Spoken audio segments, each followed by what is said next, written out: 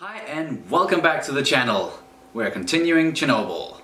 Episode 3, Open Wide, O Earth.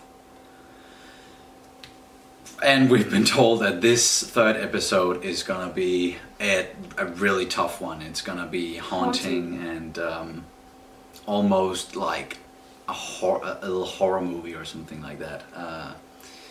So we are very excited. And the last episode, just like we keep mentioning, it just keeps on getting more and more intense.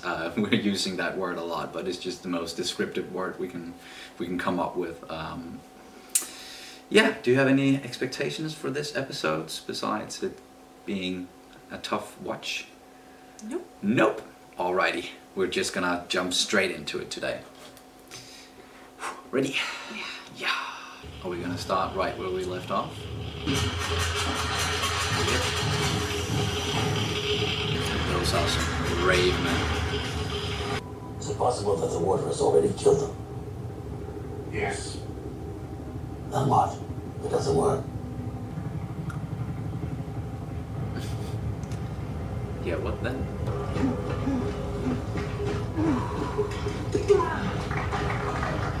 Ooh, they did it! Have some vodka. You can see him for 30 minutes. Not a minute more. And you cannot touch him in any way. Do you understand? Oh, she's gonna touch him. Room 50. You're not pregnant, are you? No. Wasn't she? There's no hiding from it, No, is there? no, don't touch. Don't touch. No touching. What the? No. But I totally get why she, like, it's hard not to. 'Cause, like, they love each She's other. like, but she's pregnant. I know. She's not thinking about that right now. And she doesn't know how dangerous it is.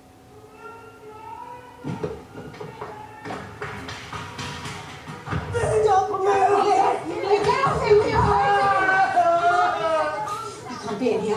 Nathan, get out. You can't be in here.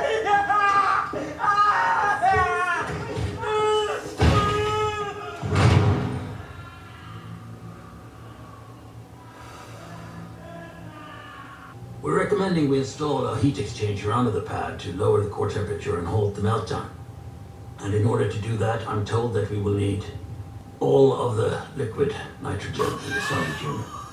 Oh, Jesus. Not just a lot.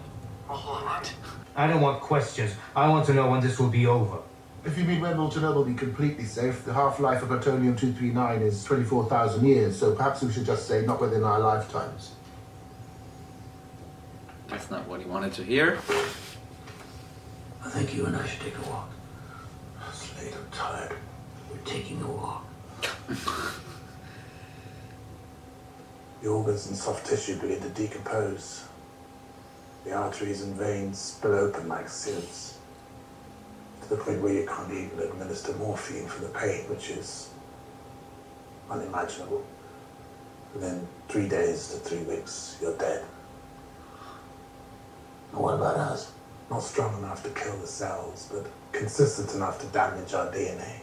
Oh no, brother's still alive. Yeah. Because if we don't find out how this happened, it will happen again. Oh, that looked like Ben Mendelsohn for a minute. I need all 100 men to gather their equipment and get on the trucks. To where? That's classified. Kill as many as you can. Whoever's left, they'll beat the living piss out of each of you. You can't talk to us like that. Shut the fuck up. This is Tula. This is our mine. We don't leave unless we know why. We're going to Chernobyl.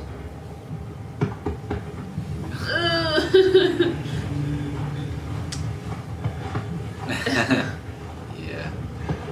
That was a nice suit. Was. Emphasis on the was. Yeah. Now you look like the Minister of Coal. But wow. Like, no arguments. Like, we need you guys to come help.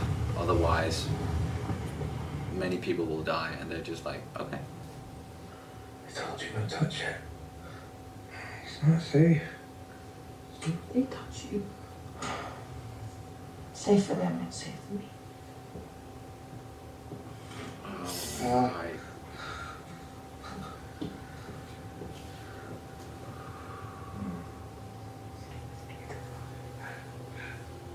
I thought legit. 曾经I show you Moscow, didn't I? Yes. Unless you happen to have a butter and caviar sandwich on you. You Wait. can get the fuck out of my room. Is that Dyatlov? He looks different. Whoa. Do these work? To an extent. Of course. Okay. So what's the job? You can have them, I guess. Because we need to keep disruption of the ground above to a minimum, you can't use any heavy machinery. It has to be done by hand. Gonna need more men. We can start in the morning. No. You start now. I don't want my men here one more second than they need to be. If these worked, you'd be wearing them. What's up to? Whoa. Oh, it's very hot down there. I've been breathing dust in my lungs for 20 years. This kind of Not this dust. Yeah. I'm sorry. You're all good. No fans. Good God. Senior engineer. How old are you? Not very old. I'm 25.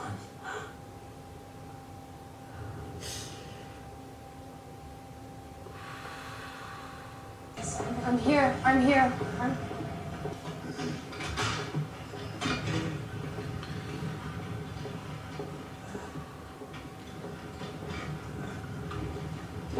Have you been here this whole time? No one said I should leave. Stay on the other side of the plastic. Or I'll have you removed by security. I like her.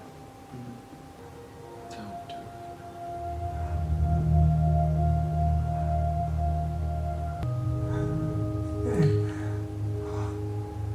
It's fine.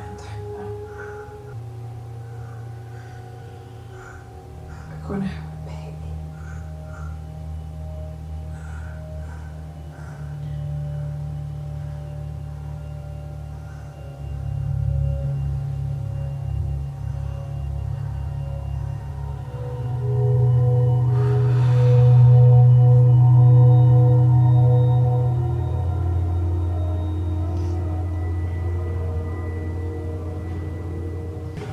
Alright.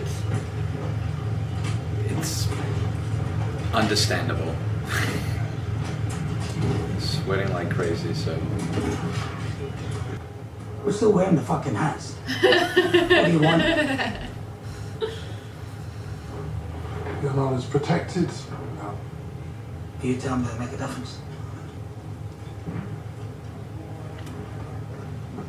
When this is over, will they be looked after? I don't know.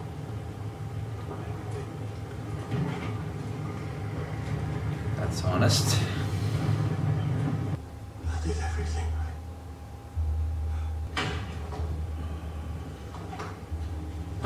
What the fuck happened? You let her in that room, inside the plastic, touching him. Did you know she's pregnant? It's not true. What have you done? Everyone is going to hear. What is everyone gonna hear?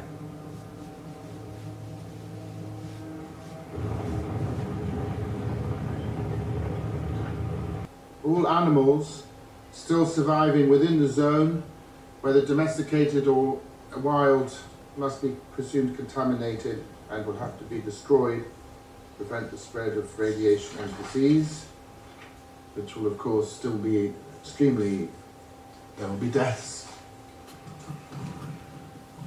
That's a lot of work. What amount of time? How many men do you require?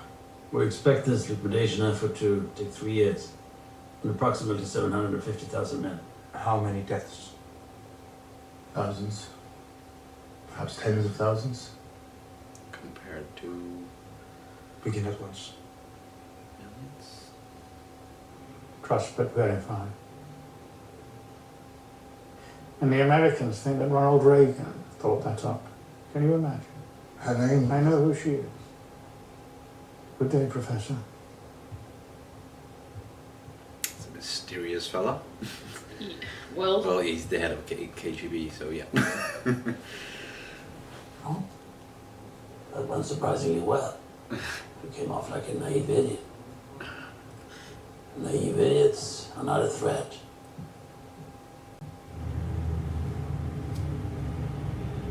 You're compelled.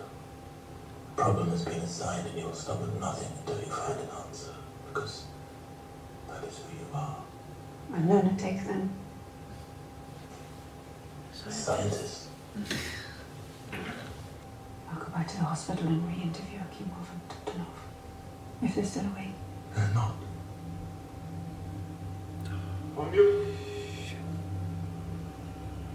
So who is Dyatlov?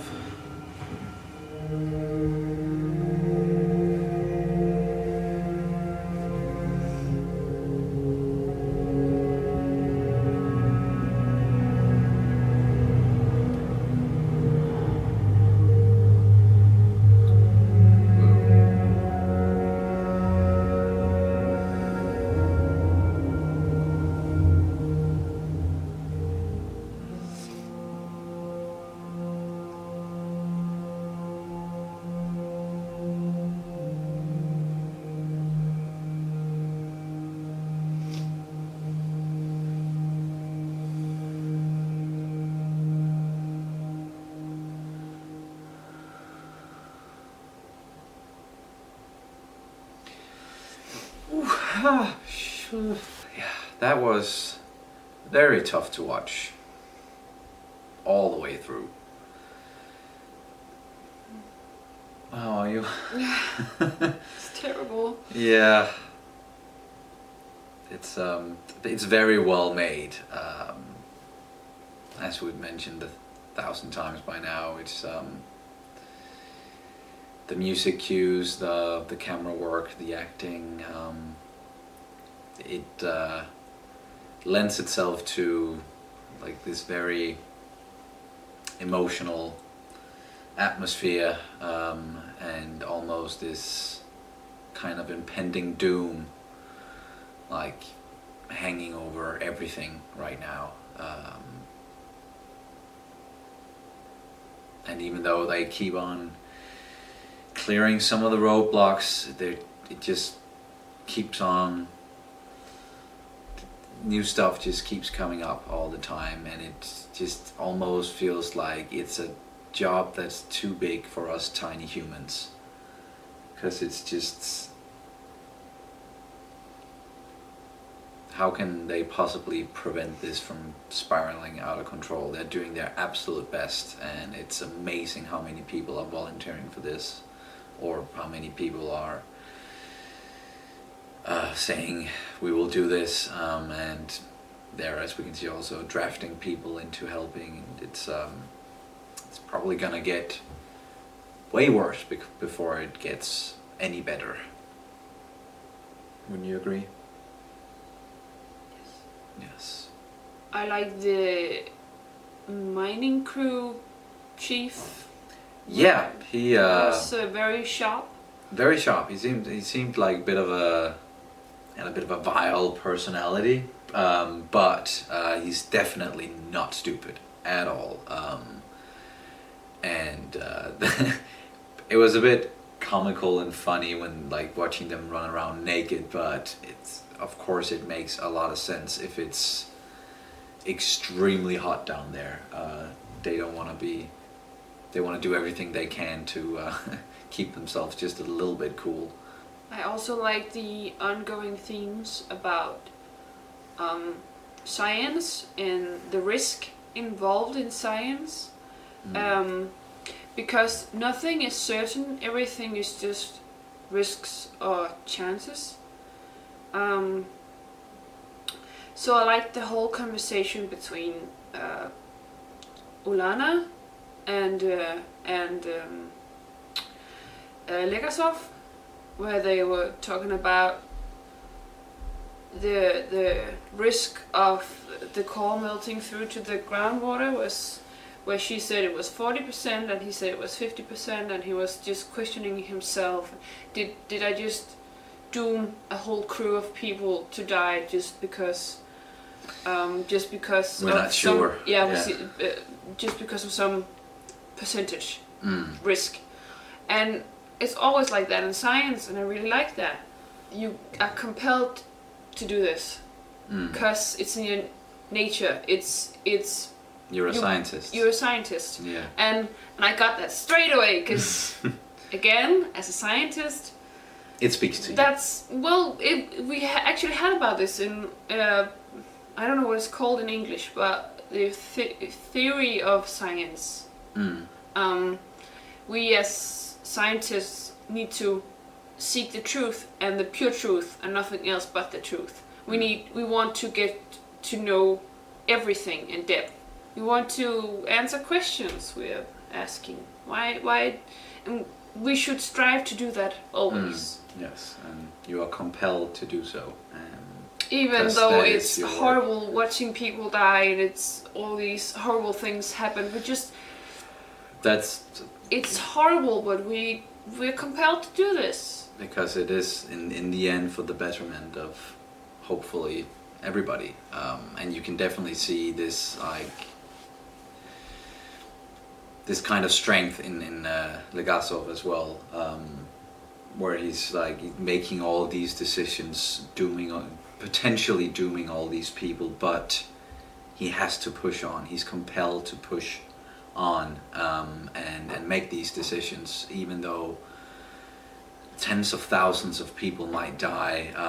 But if they don't do this, if they don't push on, then millions will probably die instead. And that's always a very, very tough decision, and something we see a lot in even television series and movies, both fictional stories and real stories. It's always, those are the hardest decisions to make, where it's like, okay, if I kill a group of people over here, a way larger group of people over here might live. Maybe, but if they don't, then I've just killed this group of people for nothing. Or that whole moral dilemma is extremely interesting, but it's always very hard to assess what is the right thing to do, I think. So it's up to each situation, and you have to figure out what's the smartest choice. We certainly don't have the answers for this one, so we're just gonna keep watching and hope they make some good decisions along the way. As we've mentioned before, we could look all this up and seek out all the information about what happened at Chernobyl, what happened to all the persons involved, but we want the show to tell us what's happening, because they're doing a damn fine job so far. Do you have anything else? Nope. Whew, yeah, I think we need to take a breather after this one. Emotionally drained, definitely. Oh, and the makeup, my God, horrible to look at. When the people with the radiation in the beds at the hospital, but so well made. I imagine that's what it would look like. I don't know though, but it's so well done. Somebody actually sent us I think it was a link to an article about a Japanese man was kept alive for 82 days, I think, because he was the one person that had most. He's been exposed to the most amount of radiation. And, and that was some horrible pictures. And yeah, that was just horrible. And I think it was very good that we had this explanation of what would happen when you're getting both the acute radiation sickness, but also the deadly one. Because it's just because you get acute radioactive sickness, you don't necessarily get the bad one. As I think it's a 50-50% chance. So as far as I understood it, it was like there's the one where it'll break down the cells and you will decompose pretty much. Your body will decompose, and then there was the one where it didn't break down the cells, but it was in the DNA. So eventually you would get cancer. So I'm thinking that's the mild one, but cancer is still a death sentence most of the time. So well, life is a death sentence in itself. It is. I know. It's just like to die of old age. Most people would, I'm sure. Anywho, I think we're just gonna end it here and say thank you very much for watching, and we will see you as soon as possible. Bye. Bye.